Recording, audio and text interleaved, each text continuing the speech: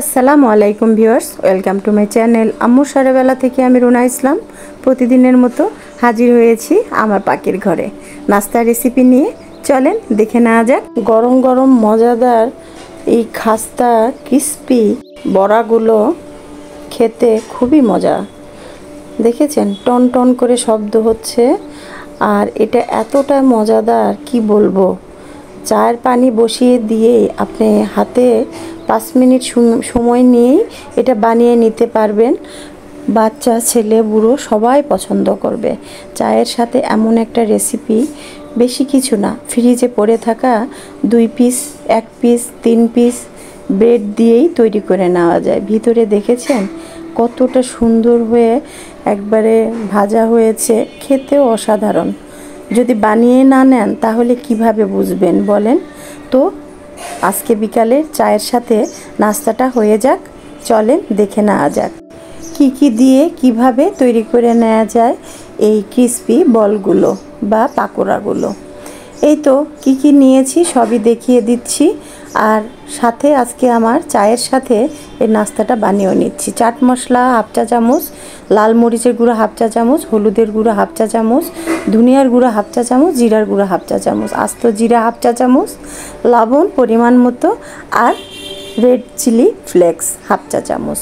এই যে বাচ্চাদের নাস্তার জন্য নিয়ে আসা ব্রেড, এইরকম দেখা যায় যে সপ্তাহে 2-1 বার হয়েই থাকে, বা 2-3টা পিস সহকারে ফ্রিজের মধ্যে 2-3 দিন পড়ে থাকে। এরপরে একটা নাস্তা বানিয়ে নেওয়া হয়। তো 2 পিস ব্রেড আমি পানি দিয়ে ভিজিয়ে দিলাম। আর এখানে মাঝারি আকারের 2টা আলু ছিলে নিয়েছিলাম, সেটা একটু সালাদ কাটারে একটু কেটে নিলাম মিহি কুচি করে। তারপরে এই তো পাউরুটির সেই স্লাইসগুলো একটু ভালো করে চিপে তুলে নিতে হবে, কারণ পানি যদি থাকে তাহলে কিন্তু আমাদের ডোটা হয়ে যাবে একটু পানসে, অতটা হাতের সাথে এসে আটবে না। আস্ত আলু কুচি করে দিয়েছি, আর 2 পিস ব্রেড ভিজিয়ে চিপে নিলাম। আর পরিমাণ মতো দিয়ে দিলাম পেঁয়াজটা একটু বেশি পরিমাণেই দিতে চেষ্টা করবেন, তাহলে স্বাদটা আরও দ্বিগুণ হয়ে যাবে।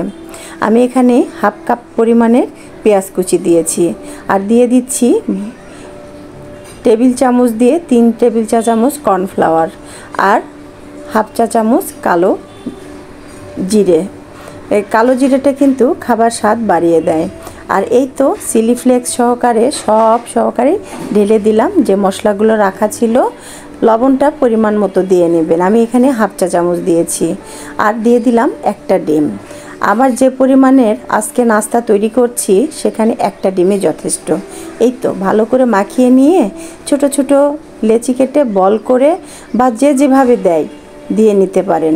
চুলার উপরে ফ্রাই প্যান বসিয়ে দিয়েছি, তাপটা কম দিয়ে রেখে দিলাম। বেশি তাপ দিয়ে কিন্তু নাস্তাগুলো দেওয়া যাবে না, তাহলে যেহেতু পাউরুটি আছে এক পাশ পুড়ে যাবে।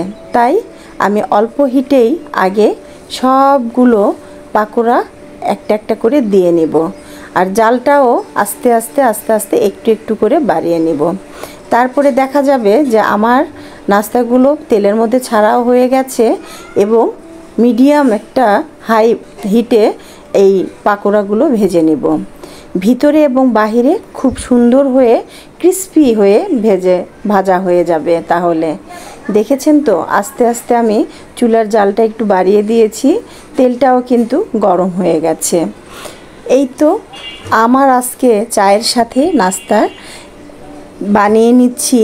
আর এই নাস্তাটা আমার বাচ্চার খুব পছন্দের, আর আমারও খুব ভালো লাগে। কাঁচা মরিচ আপনারা এর সাথে অ্যাড করতে পারেন, আরও অ্যাড করতে পারেন কাঁচা ধনিয়া পাতা কুচি করে। তো কাঁচা মরিচ এবং ধনিয়া পাতা কোনোটাই আমি এর সাথে অ্যাড করি নাই। শুধু আমাদের আসলে হাতের কাছে যা থাকে লাল মরিচের গুঁড়া দিয়েই করে নিয়েছি। আর নাস্তাটা তৈরি করলাম কতটা সহজে, দেখতে পেরেছেন তো। পাশের চুলায় চায়ের পানিটা বসিয়েই রাখবেন, কারণ আপনার চা হতে যতটুকু সময় লাগবে তার থেকেও কম সময় লাগবে এই নাস্তাটা বানিয়ে নিতে। তো অনেক মজার না? এটা যদি আপনাদের বাচ্চাদের টিফিনেও দিয়ে দেন তাহলে টিফিনের বক্সটা খালিই পাবেন, আর সাথে কিছু আসবে না। অনেক সময় বাচ্চাদের পছন্দের খাবার না হলে পিটির টিফিনটা কিন্তু আবার ফেরত নিয়ে আসে। তো এখন এই নাস্তাটা দিয়ে থাকেন যদি, তাহলে আপনি টিফিন বক্সটাই শুধু ফাঁকা পাবেন, নাস্তা আর দেখতে পাবেন না। তো এটা যতটা সহজ বা যতটা সাধারণ উপকরণ দিয়ে তৈরি, খেতে ততটাই মজা। আর দেখেছেন তো, উপকরণগুলো সব ঘরে পড়েই থাকে রান্নাঘরে। এই উপকরণগুলো ছাড়া কিন্তু আমাদের কোনো রান্নাই হয় না। ঠিক বলেছি না? হ্যাঁ, খুবই সাধারণ উপায়ে এই ক্রিস্পি পাকোড়াগুলো তৈরি করে নিতে পারেন। আর চায়ের সাথে তো কথাই নেই। আমাদের আসলে হুটহাট করে সব সময় কখন কোন গেস্ট আসবে না আসবে বোঝা যায় না। তো সেই রকম গেস্টিফাই করতেও কিন্তু আপনি এই নাস্তাটা তৈরি করে নিতে পারেন, খেয়ে প্রশংসাই করবে। আর আমি এটা না চাচ্ছি, একে তো তেল ঝরছে, আর দ্বিতীয়ত শব্দটা শোনানোর চেষ্টা করছি। তবে আমার ভিডিওর আসল সাউন্ডটা কিন্তু অফ করা আছে, যার কারণে হয়তো শুনতে পাচ্ছেন না, এটা টন করে শব্দ হচ্ছে। এই তো তেল ঝরে তুলে নিলাম সবগুলো, এক পিরিচ ভর্তি হয়েছে। চায়ের সাথে খুব জমবে ভালো।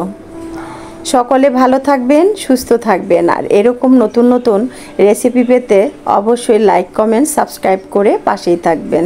তেমন কিছুই না, 2 পিস ব্রেড, মাঝারি ছোট সাইজের 2 পিস আলু, আর কি এই তো একটু টুকটাক মশলা, রান্নাঘরের একটা ডিম। সকাল সন্ধ্যা কিন্তু আমরা এর থেকেও বেশি পরিমাণের নাস্তার আইটেম লাগে আমাদের সংসারে। সকলকে ধন্যবাদ জানিয়ে এখানে বিদায় নিচ্ছি। আল্লাহ হাফেজ, শুভ সন্ধ্যা।